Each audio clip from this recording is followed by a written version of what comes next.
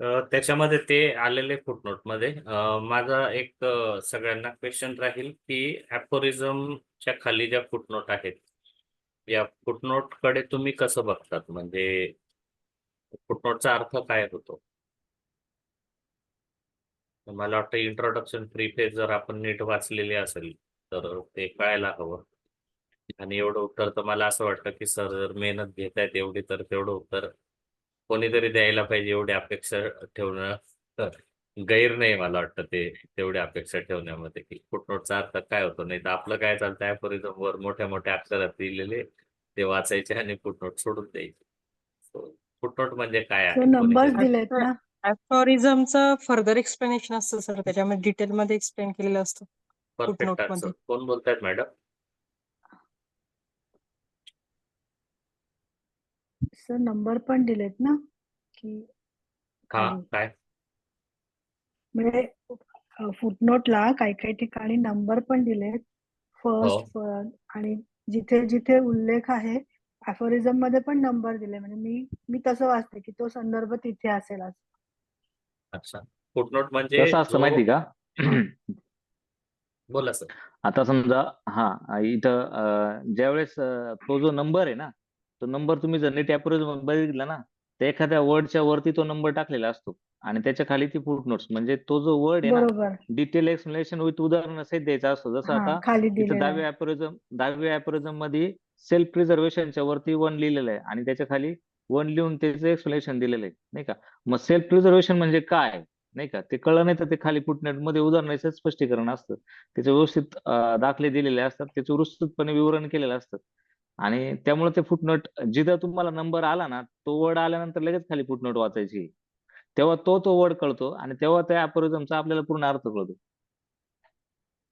नाही तर काय होतं आपण म्हणजे अपेंडिक्स असतं ना बिना कामाचं तसं हम्म. काही सोडून देण्याचा विषय नसावा बाबा फुटनोट असं त्यासाठी मुद्दामून विचारला प्रश्न. नाही, बऱ्याच ओके वेळा सर सर आता फुटनोट हा हा फुटनोट इतक्या मोठमोठ्या नाही, एवढं हेल्दी असतं आणि सगळ्यात वाईट कसं आहे, ते एकदम बारीक अक्षरात दिलेलं आहे. बारीक म्हणजे ते अक्षर. आधीच ऑर्गॅनिझम एवढं बारीक, त्याच्यात ते अजून एवढं बारीक वाचायचं म्हणलं का कंटाळायचं. तरी आता हे म्हणजे हे जी कॉपी आहे ना आपल्याकडे याच्यात तरी जरा रिडेबल प्रिंट आहे जरा व्यवस्थित. बरं दिसतंय. तर जुन्या याच्यात तर ते बिलकुल काही कळायचं पण नाही. चालेल. आठवा कळला ओके. सर्वांना? हो. आता 9वा. चालेल. आता सर पुढचे जे अल्गोरिदम आहे ना, त्याच्यामध्ये सरांनी व्हायटल फोर्स जो डायनेमिक आहे आणि तुमचं जे शरीर आहे ते फिजिकल आहे, त्यांच्यामध्ये एकमेकांमध्ये काय रिलेशन्स आहे ते बऱ्यापैकी समजून सांगितलेलं आहे. जसं 9व्या सांगितलेलं आहे का, मानवाच्या निरोगी अवस्थेमध्ये म्हणजे जेव्हा आजारी नसतो त्याला कोणीतरी चालवतंय, नाही का? त्याचे स्पिरिच्युअल व्हायटल फोर्स आहे, जो स्वयंनियंत्रित आहे. व्हायटल फोर्सवर कोणाचंही नियंत्रण नाही, त्याला ऑटोक्रेसी म्हटलेलं आहे सरांनी. स्वनियंत्रित आहे, नाही का? आणि तो आपल्या शरीराला सगळ्या शरीरातल्या क्रिया आणि मेंटेन करतो, चालवतो. म्हणजे तो दोन्ही पैकी सेन्सेशन लेवलला आणि फंक्शन लेवलला आणि तो व्हायटल फोर्स तसं करतो. त्यामुळं आपण आपलं निरोगी साधन आहे म्हणजे शरीराला सरांनी काय साधन म्हणले, ते ह्या पृथ्वी तलावरती, भूतलावरती मुक्तपणे वापरू शकतो आणि त्याचं उद्दिष्ट जे आपण ज्या उद्दिष्टासाठी जन्म घेतलाय म्हणजे त्या अस्तित्वासाठी आपण त्याचा व्यवस्थितपणे वापर करतो, पण ते चालवणारा कोण आहे तर व्हायटल फोर्स आहे. आलं लक्षात? Yes sir. इथे व्हायटल फोर्सची कन्सेप्ट म्हणजे काय ते प्रत्येक आता इथून पुढे तुम्हाला continue vital force vital 6th edition मध्ये त्याला व्हायटल डायनामिक्स किंवा व्हायटल प्रिन्सिपल म्हटलेलं आहे आणि मग तो डायनेमिक लेवलला काय आहे, मग मटेरियलिस्टिक आणि हे सगळं पुढे चालत येणार आहे ते. कळलं? तर दावा घ्यायचा मग. Yes sir. ओके. 10व्यामध्ये काय आहे? भौतिक जीव म्हणजे मटेरियलिझम ऑर्गॅनिझम म्हणजे सजीव हा काय शरीर आहे, नाही का? आपण त्याला फक्त शरीराच्या रूपातच बघतोय, पण तो सजीव आहे, नाही का? त्याला जीव आहे. जीव म्हणजे काय? तो व्हायटल फोर्स आहे. तो म्हणजे मटेरियल ऑर्गॅनिझम हा व्हायटल फोर्स शिवाय कोणतीही संवेदना, कोणतेही कार्य, आत्मसंरक्षण करण्यास सक्षम नाही. म्हणजे जर तुमच्या शरीरात व्हायटल फोर्स नसला तर तुम्ही यापैकी कुठलंही कार्य करू शकत नाही. हे सर्व ती इमॅटेरियल वस्तू म्हणजे व्हायटल फोर्स काय आहे? वस्तू म्हणजे वस्तू स्वरूपात नाहीये. इमॅटेरियल आहे, डायनेमिक आहे, नाही का? आणि यालाच व्हायटल फोर्सला 6th एडिशन मध्ये सरांनी व्हायटल प्रिन्सिपल म्हटलंय. तो हे सर्व कंट्रोल करतोय दोन्ही अवस्थेमध्ये. तुम्ही निरोगी असता आणि आजारी असता तेव्हा पण तुम्हाला कंट्रोल करतो तो व्हायटल फोर्सच करतो. पण त्याचं कार्य निरोगी अवस्थेमध्ये वेगळं असतं आणि आजारी अवस्थेमध्ये वेगळं असतं. आपण त्याला डिरँज्ड व्हायटल फोर्स म्हणतो. डिरँज म्हणजे काय, भ्रमिष्ट झालेला, वेडा झालेला, त्याला त्याच कळत नाही तो काय करतोय. आलं का लक्षात? ते पुढे कळेल तुम्हाला डिटेल मध्ये. आता त्याच्या फुटनोट दिलेली आहे. फुटनोट मध्ये काय म्हणले तुम्हाला, जे म्हटलं ना की सेल्फ प्रिझर्वेशन म्हणजे काय, थोडक्यात काय आहे, आता तुम्ही जिवंत आहे, तुम्हाला कुठलाही त्रास नाही, म्हणजे का तुम्ही सर्व करू शकता, तुम्हाला कुठलाही त्रास होत नाही. जो बाहेरचे जे इम्पल्सेस फोर्सेस तुमच्यावर ऍक्ट होता पण त्याच्यापासून तुम्हाला काही त्रास नाही. पण जेव्हा तुम्ही मृत होता, जे मृत झाले आहेत ते केवळ बाह्य भौतिक जगताच्या सामर्थ्याच्या अधीन असतात. म्हणजे त्यावेळेस तुम्हाला आपल्या युनिव्हर्स मध्ये जेवढे जेवढे फोर्सेस आहेत तेवढे तुमच्या शरीरावर ऍक्ट करतात आणि तुम्ही लगेच कुजायला सुरुवात होता. तुम्ही 12 ते 13 तासामध्ये मॅसेरेशनला सुरुवात करता. का? तुमच्यातला तो व्हायटल एनर्जी, व्हायटल प्रिन्सिपल्स निघून गेलेला आहे. आणि आता काय राहिलेलं आहे तुमचं, बघा आपण मृत पावतो म्हणजे काय असतं, त्या क्षणाला तुमच्या शरीरातले सर्वचे सर्व पार्ट तसेच असतात, फक्त तुम्हाला डेड घोषित करतं. पण का, म्हणजे काय निघून गेले तुमच्यातलं, नाही का? मग हे जर सर्वांना मान्य आहे तर तुम्हाला व्हायटल फोर्स मान्यच पाहिजे. व्हायटल फोर्स मान्य नाही तर तो व्हायटल फोर्स निघून गेल्यानंतर मृत व्यक्ती काही तासांमध्ये सडायला लागतो आणि त्याचं विघटन होऊन तो जमिनीत, म्हणजे जे रासायनिक केमिकल पासून बनलेला आहे, जसं आपण ऍलोपॅथी मध्ये बघतो ना, आपलं कंपोजिशन कसं झालेलं आहे, सेलचं कंपोजिशन कसं झालंय, मायक्रो ऑर्गॅनिझमचं कंपोजिशन कसं झालंय. पण एकदा त्याच्यातून व्हायटल फोर्स, ती व्हायटल डायनॅमिक्स निघून गेल्यानंतर तो लगेच डिकम्पोज होऊन परत त्याचं वापस होते जवळजवळ, नाही का? मग ते कसं होतं, तर ते व्हायटल फोर्सच्या अभावामुळे होतं. आणि ज्यांना मटेरियलिस्टिक कन्सेप्ट आहे त्यांना जर ती गोष्ट मान्य आहे तर व्हायटल फोर्स मान्यच पाहिजे, असं सरांचं म्हणणं आहे. कळलं? हो सर, थोडं थांबवतो. डॉक्टर गौरव हा सर. डॉक्टर गौरव पाटील म्हणून आहेत, आता जॉईन झालेले, रेग्युलर असतात ते हा आपल्या या सर. सर्व सेशनला, आपल्या चांदवड कॉलेजचे आहेत. तर सिनियर हे येतो ना, माझा. अच्छा अच्छा अच्छा अच्छा. एक बॅच. तर हे आम्ही ना यांच्याकडे होते. आरएमओशिपला बरोबर होतो. Okay okay okay, very good. तर गौरव ना विजयकर सरांकडे शिकलेला आहे. मला आता हे व्हायटल मार्केटिंग शिकलेलं आहे, मार्केटिंग. नाही, पण तो सरांकडे होता ना 1.5-2 वर्ष, आणि ही ही आणि तो ॲज अ तेच व्हेरी त्याला विचारा साऊंड. ना सर, तो मार्केटिंग जास्त शिकलो म्हणे. हो. तर गौरव, मी म्हणजे आता हा 10th ॲफोरिझम आहे ना, थोडंसं मला आता याला इंटरकनेक्ट करण्याची इच्छा होते.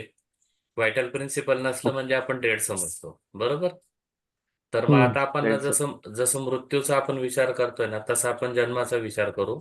गौरव, जर तुला पॉसिबल असेल ना, कारण तू विजयकर सरांकडे शिकलेला आहे म्हणून, कारण की एम्ब्रिओलॉजीचे एक्टोडम, एंडोडम, मिसोडम हे 3 लेअरनुसार डिसीजेस कसे डेव्हलप होतात कोणत्या ऑर्गनला, याचा अभ्यास हो, विजयकर 7 सरांचा layers. विजयकर सरांचा खूप 7 चांगला layers. होता.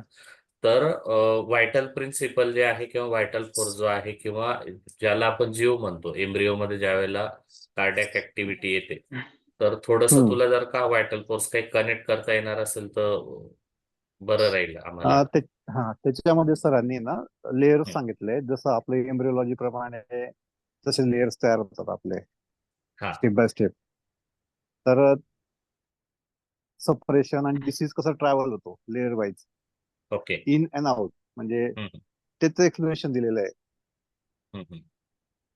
ते थिअरी ऑफ सपरेशन म्हणून आहे त्यांचं. ओके. तर याच्यात एक त्याच्यामध्ये प्रश्न त्यांनी असा होता गौरव मला, की ज्या वेळेला हे होतं, काय म्हणतात, स्पर्म आणि हे वम याचं ज्या वेळेला युनाइट होतं आणि नंतर सेल डिव्हिजन व्हायला फर्टिलायझेशन. लागतं. हा, बरोबर फर्टिलायझेशन नंतर सेल डिव्हिजन होतं. मग व्हायटल फोर्सची एंट्री युनाइट झाल्या झाल्या होत असते, याबद्दल काही माहिती आहे तुला, की नंतर येते? नाही, त्याच्याबद्दल त्यांनी काहीच म्हटलेलं नाही. त्यांनी फक्त नाही, पण त्याच्यात ते एक लेअर्स सांगू मी सांगितले. आता, हा सर. त्याबद्दल एक सांगू सर आता. हं. आता जे तुम्ही बोलले ना का स्पर्म आणि तुमचं ओम, ऍक्च्युली कुठलाही मायन्यूट ते पार्टिकल आहे ना, त्याच्यात हं. जीव असतो, म्हणजे व्हायटल फोर्स असतो. तुमच्या स्पर्म मध्ये पण व्हायटल फोर्स आहे आणि ओम मध्ये पण व्हायटल फोर्स आहे. म्हणून ते ट्रॅव्हल पण तुमची करतात, जी बरोबर. हो, मोठी. एखादी हो. एखादी बी, झाडाची बी असते ना, तिच्या पण व्हायटल फोर्स. व्हायटल फोर्स म्हणजे काय, ती एनर्जी परत तयार होण्याची. Vital okay. फोर्स म्हणजे फक्त एनर्जी. ती एनर्जी ज्या वस्तूत नाही ना, समजा तुमचा टेबल आहे, टेबल परत तयार होऊ शकतो का नाही, त्याच्यात एनर्जीच नाहीये. आणि ती इतकी मायक्रो पेक्षा पण काहीतरी सापडलं ना आपल्याला, त्याच्यात सुद्धा असणारच. ओके. आणि त्या एनर्जी म्हणजे ओमची एनर्जी आणि स्पर्मची एनर्जी मिक्स होऊन जे ऑर्गॅनिझम तयार होतं, म्हणजे त्याच्या पुढचं आहे. त्यांनी जर ते लेअर काढले असेल ना, त्याच्या खाली अजून काहीतरी वाटेल फोर्स आहे त्याच्या आतमध्ये कुठेतरी. हो हो हो.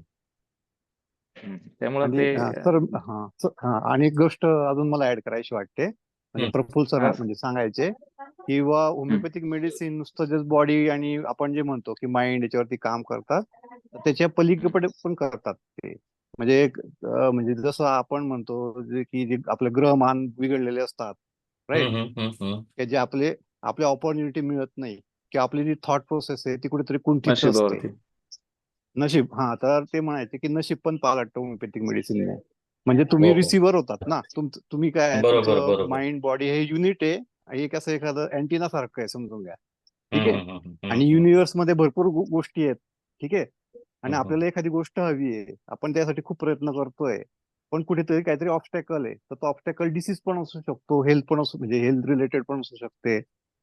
तर आपलं जर राईट तर मेडिसिन असेल तर तुमचे सगळे हम्म. आयाम म्हणजे मोकळे होतात, याला आणि तुम्हाला हा लाईफ पण तुमची सुधारते, quality of life. Sir, good addition. याला थँक्यू. एक्सप्लेनेशन असं आहे याला एक्सप्लेनेशन म्हणजे पुढच्या चॅप्टर मध्ये सरांनी ना होमिओपॅथिक मेडिसिनला एनर्जी म्हटलेलं आहे. हो एनर्जी हो. म्हणजे आता जसं law of conservation of energy कधीच डिस्ट्रॉय होत नाही, नाही होत, तयारही बरोबर. होत नाही अक्षय आणि असते जात नाही. ऊर्जा, आणि बरोबर. विश्वातली अक्षय असती. आणि हे सगळं म्हणजे तुमची पृथ्वी फिरते ते कुठल्या तरी एनर्जीने फिरते. चंद्र तू पृथ्वीभोवती फिरतोय, तो पण एनर्जीने फिरतोय. आणि जे गौरव सर बोलले ना की तुमचं नशीब पण पालटतं, हे पण तुमची निगेटिव्ह पॉझिटिव्ह एनर्जी असते.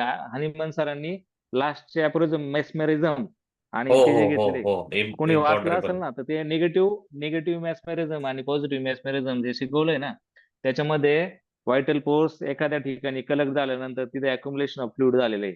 जसं तुम्ही किडनी डिसीज मध्ये बघतात, पाय सुजलेले फेल्युअरच्या पेशंट मध्ये जसं फुफ्फुसामध्ये पाणी होतं, काय झालं, व्हायटल फोर्स तिथे अक्युमुलेशन होतो, त्याला निगेटिव्ह फीडबॅक देऊन तो बाहेर काढू शकतो. म्हणजे हे सर्व काय आहे, जे विजयकर सर म्हणताय का तुमचं नशीब पालटू शकतं, ऍक्च्युली तुमच्या भोवती घडणाऱ्या गोष्टी हे सगळ्या तुमच्या भोवतीच्या एनर्जीमुळे घडलेल्या असतात. ती तुमच्या इनर असते, आतमध्ये असते. थोडक्यात तो व्हायटल फोर्सच असतो. म्हणजे तुम्ही एखाद्या गोष्टीमध्ये सक्सेसफुल होत नाही कारण तुम्ही तेवढं निगेटिव्हली त्या गोष्टीकडे बघितलेलं असतं. आणि मग त्यावेळेस तुम्हाला त्याच्यामध्ये पॉझिटिव्ह काय भेटायचा विषयच येत नाही. त्या एनर्जीवरती तुमचं मेडिसिन काम करतं. ते इतकं मायन्यूट लेवलला काम करतं का ते म्हणजे जे आपण म्हणतो ना आपलं नशीब खराब आहे किंवा मी एवढे ट्राय केले, मग कुठेतरी तुमच्या निगेटिव्हिटी जी तयार झाली, निगेटिव्ह एनर्जी ती 100% तीच कारणीभूत आहे. त्या एनर्जीला सुद्धा तुमच्या एनर्जीनेच घालवणार आहे, पॉझिटिव्ह एनर्जीने. आणि तुमचं होमिओपॅथिक मेडिसिन ही पॉझिटिव्ह एनर्जी. म्हणजे जे म्हणतो ना आपण प्रेग्नेन्सी मध्ये एखाद्या बाळाला तुम्ही जर आईला होमिओपॅथिक मेडिसिन ट्रीटमेंट केला ना, तर बाळ फार चांगलं एनर्जेटिक तयार होतं. बघितलेलं आहे सर, मी 2 केसेस बघितलेले आहेत. आता लेटेस्ट आहे म्हणजे त्या लेडीजनं माझ्याकडे नाही पण कोणीतरी फिजिशियनकडे, होमिओपॅथिक फिजिशियनकडे एएनसी केलेली आहे. सर तिच्या मोठ्या भावाला म्हणजे चुलत भावाला जबरदस्त दरवेळेस दर महिना 2 महिन्यातून URT बऱ्यापैकी होतं. ती जी आहे ना ती छोटी 2 वर्षाची, ती कंटिन्यू त्याच्यापाशीच असते. पण 2 वर्षात ती कधीही आजारी नाही झालेली. फक्त तिला प्रेग्नेन्सी मध्ये होमिओपॅथिक ट्रीटमेंट केली, कधीच नाही झालेली आजपर्यंत आजारी. म्हणजे थोडक्यात कसं आहे का, हे सगळं एनर्जी आहे आणि व्हायटल फोर्स. आणि सरांनी एनर्जीवरती इतकं चांगलं भाष्य केलेलं आहे सरांनी, हनीमन सरांनी, का ते जर कळलं तर तुम्हाला कुठली कन्सेप्ट कशी फिरवली ना, पण येऊन जाऊन तिथेच येणार आहे सर तुम्ही. म्हणजे थोडक्यात तेच मला ना. सरांचे वाक्य आहे, हे हा सरांचेच वाक्य आहे. फक्त हा. प्रत्येक जण त्याच्या पद्धतीने मांडण्याचा प्रयत्न करतोय, बरोबर पण बेस बरोबर. त्याचा तेच आहे. बेस तेवढाच आहे सर. आता मी सरांना बघितलं नाही, गौरवने काय सांगितलं हे पण माहित नाही, पण त्याचा बेस तो असाच आहे. बरोबर बरोबर. थोडक्यात मला हे सांगायला आनंद होईल सगळ्यांना की ऑर्गॅनॉन ऑफ मेडिसिनचा अभ्यास करणं म्हणजे फक्त पेशंटला बरं 100% करण्यासाठी 101%. नाही, पेशंटला हो बरं हो करण्यासाठी नाही, पण तुमच्या आयुष्यात पण चांगले बदल आहे ना त्यामुळे घडू सर, शकतात. ह्या आयुष्याच्या बदलाबद्दल सांगतो सर. म्हणजे अजून 5 मिनिटं जास्त जातील पण फार महत्वाचं आहे. साधारणतः बोला. 15-16च्या आसपास माझ्यात बऱ्यापैकी निगेटिव्हिटी होती. ऍक्च्युली काय असतं, जनरल प्रॅक्टिस आहे ना, पैसा खूप देतं पण समाधान काहीच देत नाही सर. म्हणजे बरोबर बरोबर. सगळ्यात श्रमिक व्यक्ती असेल ना जगातला तो जनरल प्रॅक्टिसर, खूप काम करतो सर. दावणीला आणि त्याला बांधलेला कधीही बैल, मी क्रेडिट, तेच म्हणतो. हा, आणि सर 24 त्याला तास. कधीच क्रेडिट नसतं सर. MI डिटेक्ट केला ना सर, MI आता मी हो हो 2008 पासून प्रॅक्टिस करतो. डे 1 पासून माझ्याकडे ECG मशीन आहे. मी खूप चांगल्या फिजिशियनकडे शिकलेलो, त्यांनी मला ऍप सगळे ECG रिडिंग सांगितले. मी आज 15 वर्षाची प्रॅक्टिस, आजपर्यंत एकही MRI मिस पेशंट नाही. म्हणजे कधी MRI मिस झालेलं नाही, कधी कार्डियक कंप्लेंट माझ्याकडून miss. म्हणजे काय आहे, आपलं आणि पण त्याचं क्रेडिट कधी आपल्याला नसतं ऍक्च्युली. मग त्याने काय होतं माहिती का, प्रत्येक गोष्ट फक्त पैशाने समाधान होत नाही, म्हणजे पैसा कमवलं म्हणजे नाही, ते जे कुठंतरी खटकतं ना, साला यार आपण एवढं चांगलं केलं, नाव त्या माणसाचं झालेलं आहे, त्याचे एक शब्द आहे का यार खरंच तुम्ही काम केलं सर, तुमच्यामुळं बऱ्यापैकी ते आपल्याला मिसिंग होतं. आणि आता जे तुम्ही म्हटले ना ऑर्गेनिक जगायला शिकवतो, ऑर्गेनिक मी ग्रंथ का म्हणतो माहिती का, आपल्या हिंदू धर्मामध्ये गीता आहे किंवा ज्ञानेश्वरी आहे ना, मी 15 साली ना पूर्ण ज्ञानेश्वरी मराठीतून वाचून काढली, थोडक्यात गीता. आणि जे आहे ना आपल्या जगायचं कसं ऍक्च्युली, मी तेच पाहत होतो की जगायचं कसं नाही का. ऍक्च्युली आपण का पैसा तर कमवलं, म्हणजे ज्यावेळेस आपण प्रॅक्टिस टाकली त्यावेळेस 600 रुपये नव्हते, आता आपल्याकडे गाडी आहे, बंगला आहे, सगळे, तरी पण आपण खुश का नाही, हे शोधण्यासाठी मी ते पूर्ण ग्रंथ पूर्ण वाचून काढला. आणि त्याच्यामध्ये जर तुम्ही कोणीच वाचला नसेल ना, तर 100% ऑर्गनंत वाचत, पण 100% ते वाचा. आणि त्याचा मराठी अनुवाद असतो, ते मराठीतूनच वाचा. तुम्हाला 2 ते 3 महिने लागेल, थोडं थोडं समजून समजून वाचा, पण ते जर वाचलं ना, तर तुम्हाला म्हणजे कधीच निगेटिव्हिटी राहणार नाही, किंवा एखादी गोष्ट चुकीची घडली किंवा आर्थिक लॉस झाला किंवा कोणाचं काही झालं ना, कधीच कारण ती का घडली ना, याचं कारण एकदम जसं ऑर्गॅनमध्ये हॅनमॅन सरांनी सगळं डिसीज प्रोग्रेस आणि कसा तो, तसं माणसाचं आयुष्य का जन्माला आला आणि कसं संपणार आहे, ते का घडतं तुमच्या बाबतीत, ऍप सगळं गीतेमध्ये सांगितलेलं आहे. स्वभावात पण बदल होतो सर माणसाच्या. 100% म्हणजे 100% बदल. हे कन्सेप्ट कळल्यानंतर कळतं की आपण आजारी कसे होतो, मग लेट गो करायला हो, शिकायला लागतं माणूस. म्हणजे लेट जे गो, ब्रुडिंग म्हणजे त्याग त्याग करायला पाहिजे एखाद्या गोष्टीचा. जसं आता सोडून त्यांनी द्यायचं, बाबा सांगितलं ना ठीक का, आहे हरकत नाही, तो हा स्ट्रेस आहे, कामाचा स्ट्रेस आहे नाही का, तो स्ट्रेस सोडायला शिकायचं, तर त्यांना तिथल्या लेवल पर्यंत त्यांना त्या गोष्टीची समजच झाली पाहिजे. मग ते एक बरोबर तर तुम्ही बरोबर. समज घालून द्या, किंवा त्यांनी समजून घेतलं पाहिजे हे मला का होतंय. जसं मी 15 साली मी शोधलं यार मला असं का होतंय, ते त्याने त्याने त्याच्या पद्धतीने केलंच पाहिजे, ते असं आहे. Very good. Doctor Vrushali okay. Kawale आता मॅडमने छान लिहिलेलं आहे, purpose of life spirituality are the gift from homeopathy. Very true. Right. आणि ओके सर. सजीवाची हीच हा कन्सेप्ट आहे सर, सजीवाला एक्सप्रेशन आहे, सजीवाला दुःख आहे, यातना आहे, म्हणून तर सर तुम्ही सजीव आहे. तुम्ही हे सगळं बघण्यासाठी आले म्हणून तुम्ही सजीव, म्हणून जिवंत आहे. हे कसलंच नसतं तर जगण्यात मजाच नाही. चला, बरं झालं मी गौरवला मध्ये डिस्कशन मध्ये आणलं. ओके. चलो, इट्स रिलेटेड टू ऑर्गॅनन. सर असं काही कोणी मना हे नका करून घेऊ का आम्ही गप्पा सर ऑर्गॅननला मारत बसलो आपण तसं. आपण हा आपण हा ग्रंथ मानतो ना, त्याचं कारणच तेच, ते बरोबर आजार पण तसेच डेव्हलप होत्या, आणि त्याचं बरोबर. कारण पण तसंच आहे. ऍक्च्युली आता 11 नंबरचा अपोरिझम मॅट्रियापेकन्स नाही का, मॅट्रियापेकन्स ते फुटनोट मध्ये, आता बघा इथं मॅट्रियापेकन्स फक्त वर्ड आहे, पण त्याचं सगळं एक्सप्लेनेशन फुटनोट मध्ये आणि याच्यामध्ये आहे बघा. मॅट्रियापेकन्स म्हणजे काय, material cause of the disease. म्हणजे आपण जे मटेरियल कन्सेप्ट आहे, आजाराचं कारण फक्त मटेरियल आहे, मॉर्बिडिक मॅटर आहे का, ते आपल्याला बघायचंय.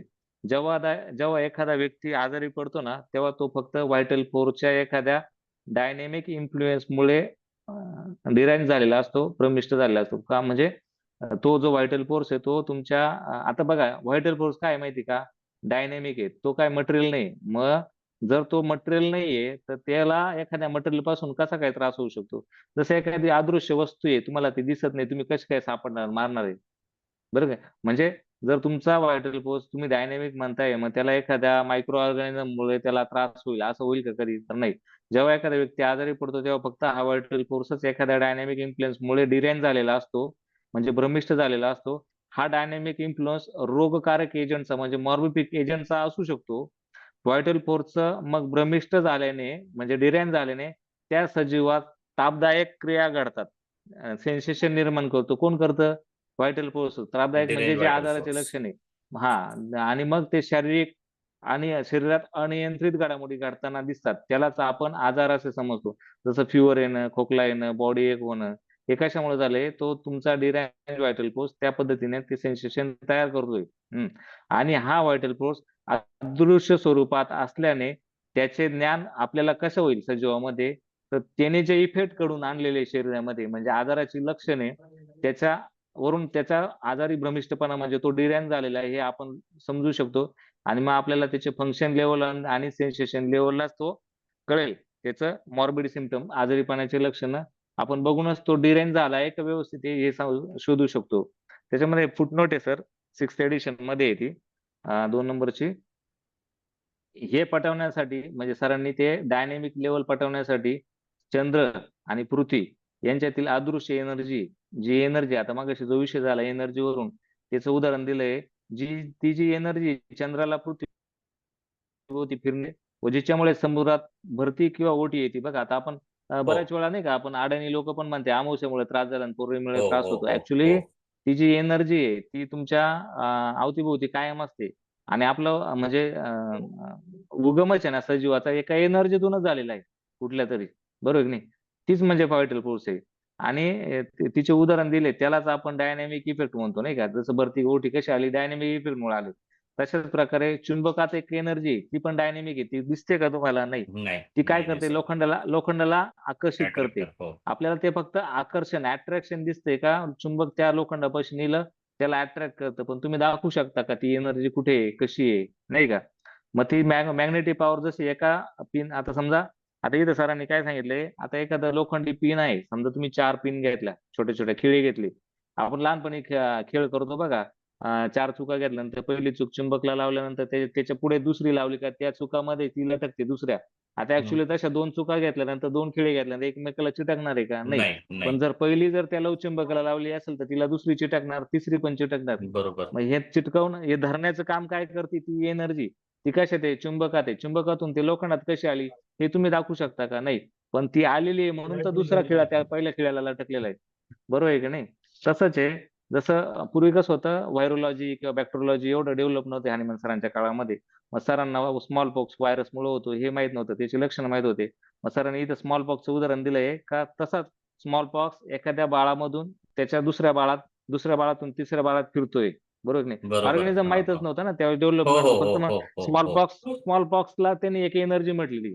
आलं का? अच्छा पण ते ओके डिसीज एनर्जी आहे. ती एनर्जी एकातून दुसऱ्यातून तिसऱ्यात. मग असं नाही ना होत का स्मॉल पॉक्सच्या बाळाशेजारी निरोगी बाळ गेलं आणि त्याला चिकन पॉक्स झाला, असं होतं का? नाही. नाही ती एनर्जी, जी एनर्जी तीच कन्वर्ट होणार.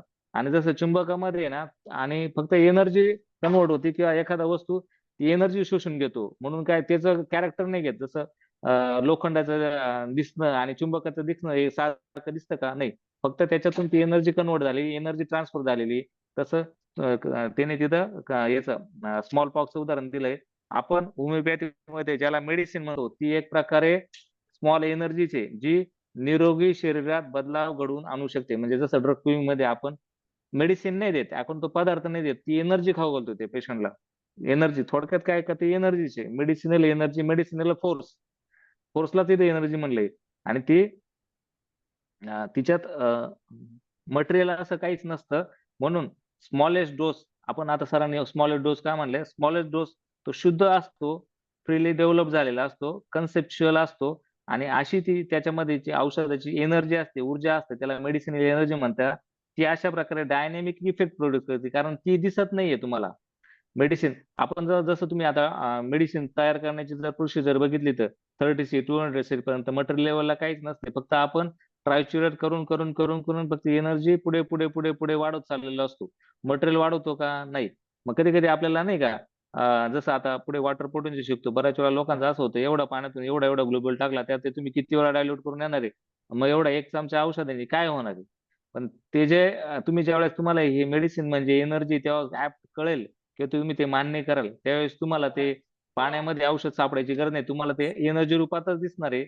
आणि त्या एनर्जीला तुम्ही पूर्णपणे आपण व्हॅल्यू दिलं तर पेशंट व्हॅल्यू घेणार आहे. आलं का लक्षात? म्हणून स्मॉलेस्ट डोस मध्ये एनर्जी असते अशा प्रकारे. आणि तो जो स्मॉल डोस आहे एवढा स्मॉल आहे त्याच्यात कुठलाही पदार्थ नाही, पण तो जो इफेक्ट दाखवतो ना तोच तुम्ही जर फूड फॉर्म मध्ये घेतला आणि खूप लार्ज डोस घेतला आणि त्या एखाद्या व्यक्तीला दिला तर तो त्याच्या 5% 2% पण इफेक्ट दाखवू शकत नाही. म्हणजे काय झालं, ही जी एनर्जी आहे तीच कामाची व्हायटल आहे. आणि ती डायनॅमिक एनर्जीला आपण डायनॅमिक एनर्जी. आणि जर तुमचा व्हायटल फोर्स डायनॅमिक आहे आणि मग तुम्ही जे मेडिसिन देताय ते पण डायनॅमिक कसं आहे ते इथं सांगितलेलं आहे. आलं का लक्षात? त्याच्यात तुम्ही मटेरियल सगळं काढून टाकलेलं आहे.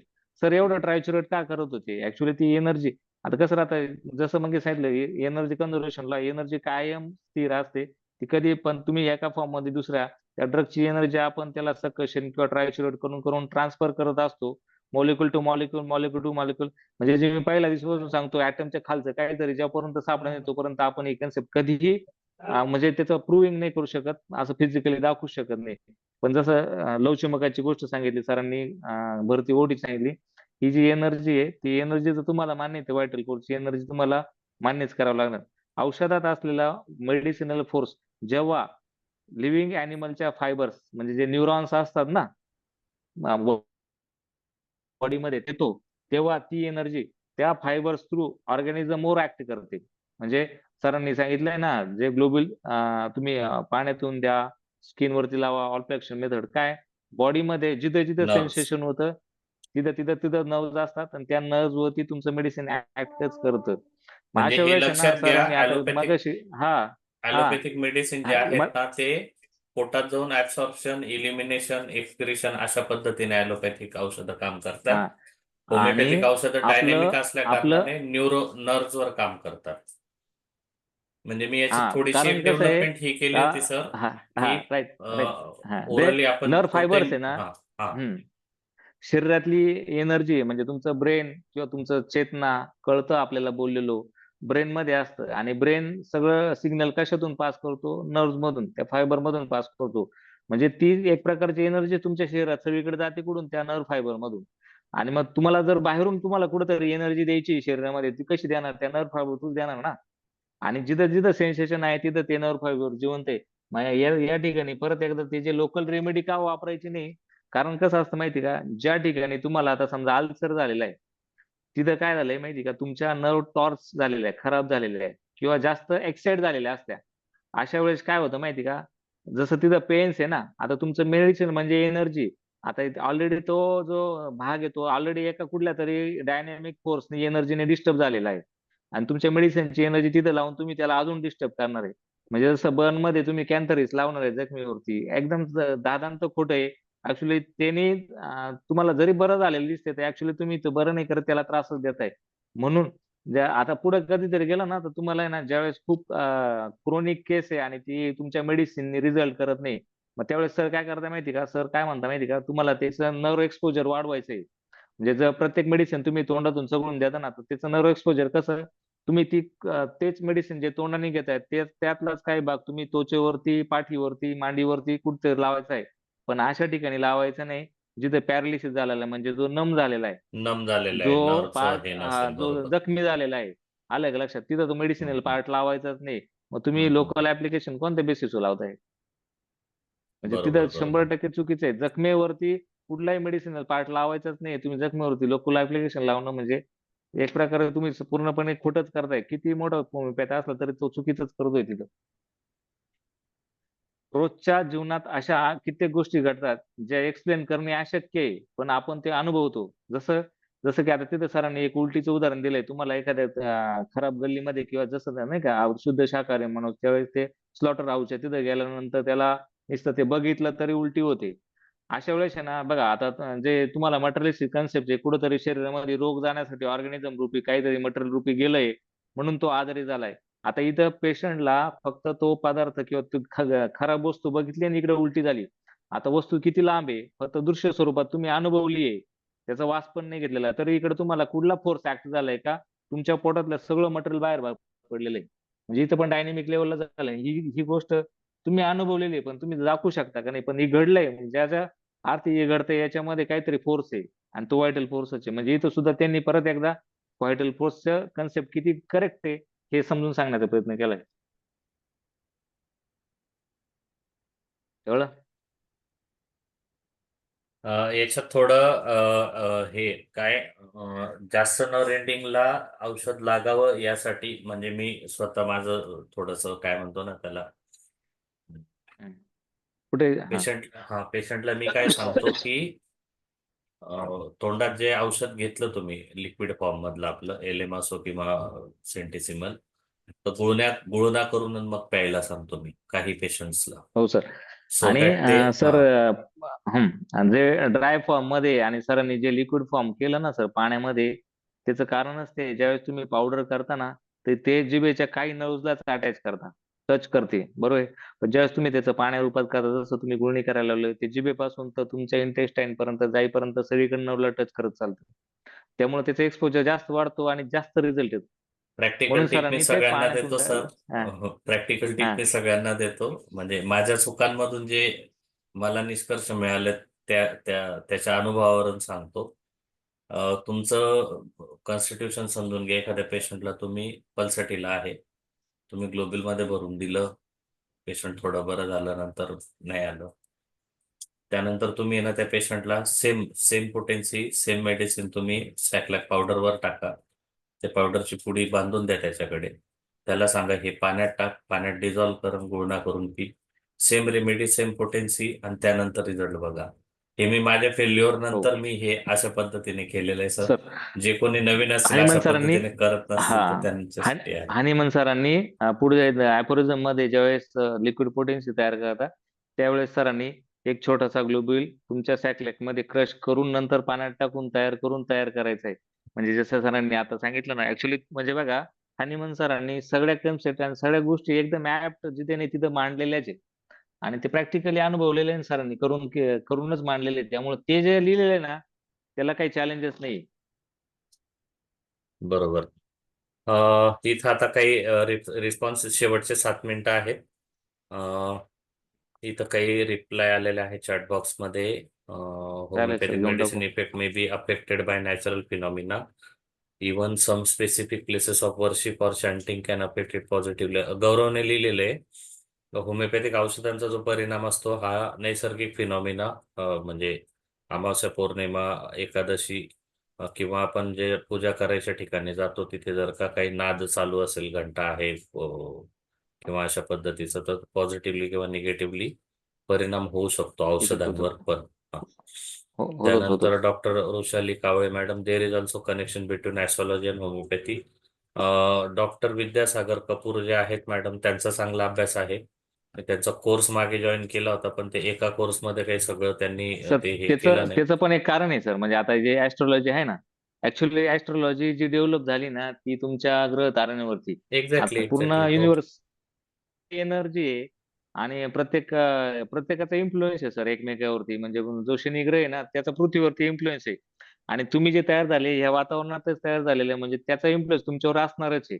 फक्त कसं इवन आहे मी माहिती आहे का, म्हणजे आपले जे पूर्वज आहे ना किती डेव्हलप होते, त्यांचं त्या कन्सेप्ट किती छान होत्या. फक्त कसं आहे ते मांडणं सायन्सच्या दृष्टीने अशक्य आहे, पण ते सर्व खरं आहे. मी त्यांच्याकडनं हे पण शिकलो होतो सर, आणि ऍक्च्युअली इट्स अ ट्रूथ की एखाद्या पेशंटचं कॉन्स्टिट्यूशन, फॉर एक्झाम्पल फॉस्फरस, म्हणजे मी रिसेंटच केस सांगतो. एका आपल्या डॉक्टरांचा मला फोन होता आपल्या ग्रुपमधले नाशिकचे. तर त्यांचं एक रिलेटिव्ह पेशंट, आणि मी ती केस घेतली आणि त्यांना म्हटलं फॉस्फरस द्या. मॅडम मला नाही सर, मी फॉस्फरस दिलेले. मी म्हटलं नाही, आता मी सांगतोय म्हणून द्या म्हटलं फॉस्फरस परत. आणि ते पेशंट चांगलं बेटर, म्हणजे ते 15-20 दिवस तो मुलगा ऍडमिट होता, 3-4 वर्षापासून आहे.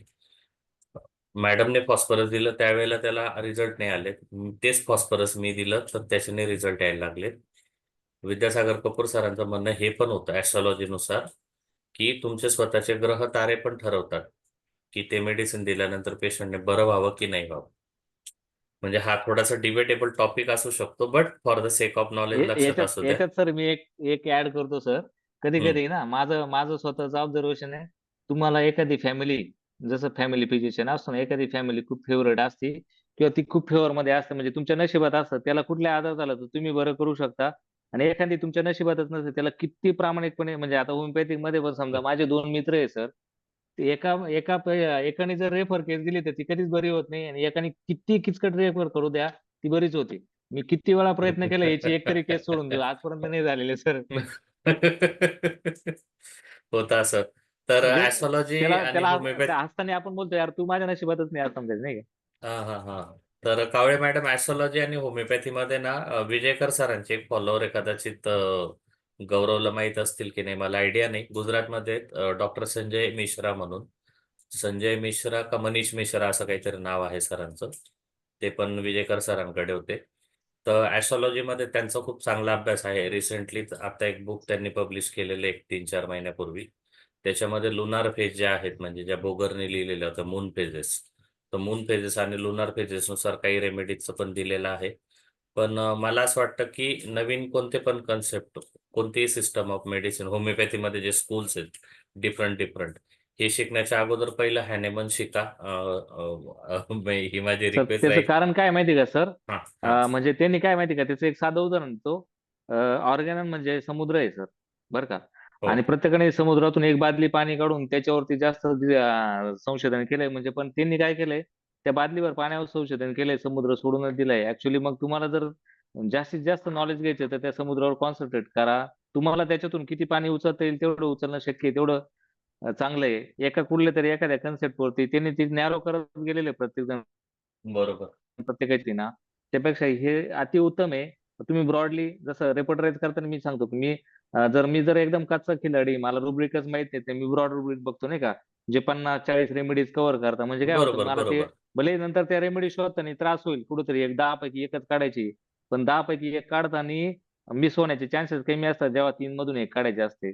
म्हणून बेसिक काय आहे माहिती का, म्हणजे बऱ्याच वेळा आपण कोणाचे तरी सांगतो मी 30 जणांकडे शिकलो, 20 जणांकडे शिकलो, तरी तो कन्फ्युजच आहे.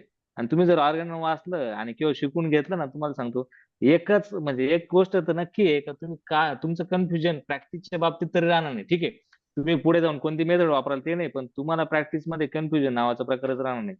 जसं आपण ग्रुप टाकल्यानंतर लगेच ती मेडिसिन काय दिली आणि मग किती पोटेन्सी दिली, रिपिटेशन. तुम्ही ज्यावेळेस ऑर्गॅनन वाचाल ना, कोणालाच विचारणार नाही सर रिपीट कसं करून, का मेडिसिन शोधण्याचा प्रयत्न सुद्धा नाही करणार, कारण तुम्हाला हे कळतं तिने त्याच्या पद्धतीने त्याच्या हिशोबाने मेडिसिन दिले, तुम्ही तुमच्या पेशंटला त्याच्या हिशोबाने देऊ शकत नाही. तुम्ही तुमची मेथडच वापरणार आहे. म्हणून कधी कोणी एखादी केस टाकली, मग त्यांनी काय दिलं होतं आणि कसं दिलं होतं हे बघण्यात तुम्ही जेव्हा कधी सोडाल, ज्यावेळेस तुम्हाला ऑर्गॅनन कळेल त्यावेळेस तुम्ही करत कधीच विचार नाही की याला मेडिसिन काय दिलं होतं. नाही नाही, तो प्रश्न म्हणजे काय मी जसं शिकतोय ना सर, तसं मी 4-5 वर्षापासून ते शिकत असताना ना, माझं पण आधी असंच राहायचं की एखाद्याने केस टाकली तर हा. विचारायचं सर त्याची क्युरिओसिटी मेडिसिन जास्त काय असते. मेडिसिन काय दिलं होतं. पण हळूहळू ना माणसामध्ये तो बदल घडतो. तुम्ही घडतो अभ्यास घडतो. करत राहिलात की त्यानंतर ना तुम्ही अप्रोच काय होता, तुम्हाला काय दिसलं, आणि जे तुम्हाला दिसलं ते मला का नाही दिसू शकलं. तर या पद्धतीने हळूहळू माणूस तसा डेव्हलप होत जातो. आणि तो जो अप्रोच डेव्हलप करायचा आहे ना सर, त्याला जे प्रिन्सिपल आहे, म्हणजे एखादी गोष्ट न्यायिक पद्धतीने झालं पाहिजे, तर ते न्यायिक पुस्तक आहे ना सर, ऑर्गॅननच आहे. म्हणजे त्यावेळेस तुम्ही हे परत परत का सांगतो, तुम्ही ज्यावेळेस ऑर्गॅनन वाचता ना, म्हणजे जसं तुम्ही आता लॅकेसिस दिल्या होतं, तुम्ही माझ्यापेक्षा फार सिनियर आहे, पण एवढ्या दिवसाची प्रॅक्टिस आहे, पण कुठंतरी ते हे होतं का नाही यार, तो हार्ट आहे आपल्याला, तो राईट लेफ्ट साइड आहे नाही यार, तो ऍक्टच होणार नाही. पण ज्यावेळेस हे फर्म आहे इथं दिलेलं आहे, म्हणजे हे त्रिवार सत्य आहे, असं काहीच नाही. ते नाही, मी ते ते कधी कळतं तुमचं आपल्याला, तुमचं ऑर्गॅनन वाचल्याशिवाय कळतं. बघितल्यानंतरच मग नाहीतर तसंच आहे मी सर, ऍक्च्युली ऍक्च्युली हे जे माझं प्रत्येक कन्सेप्ट कन्फ्युजन आहे ना सर, तुम्ही ज्यावेळेस ऑर्गॅनन वाचता ना, कारण ते इथं असं आहे माहिती का हेमंत सरांनी, एखादी ओळ जिथं लिहिली ना, त्याचं एक्सप्लेनेशन शेवट चॅप्टर पर्यंत करत गेलेले. म्हणजे जसं तुम्हाला आता इथं जर ऑडिओ कोर्स लागला ना, तुम्हाला शेवटपर्यंत तो भेटेल. तुम्हाला अफिनिटी जर शब्द लागला ना, तो शेवटपर्यंत किती ठिकाणी त्यांनी एक्सप्लेन करून ठेवलेला आहे. तो इतक्या वेळा तुम्हाला रिपीट होतो, इतकं भारी समजतं ना, ते आज मी सांगून उपयोगच नाही. ते फील करायला लागतं नाही का, एखादं सेन्सेशन फील केल्याशिवाय समजत नाही ते, तसं नाही का. आता मी सांगितलं श्रीनगरला गेलो आणि मी तिकडचं सगळं जर तुम्हाला सांगत बसलो, तुम्ही तिथे गेल्याशिवाय तुम्हाला ती मजाच नाही येणार. तसं ऑर्गॅनन तुम्ही वाचून समजून घेतल्याशिवाय तुम्हाला तिची मजाच नाही येणार असे. चलो 1 मिनिट लास्ट. थँक्यू. ओके, तुमचे पण आभार. आजच्या सर्व थँक्यू पार्टिसिपंटचे सर. आभार. आज आभारासाठी वेळ मिळाला. 3 सेशन झालेले आहेत. उद्या दुपारनंतर करूयात ओके, अपलोड चॅनलला. आणि चालेल. तुम्हाला आजचं सेशन कसं वाटलं हे ग्रुपवर टाका, जेणेकरून ना बाकीच्या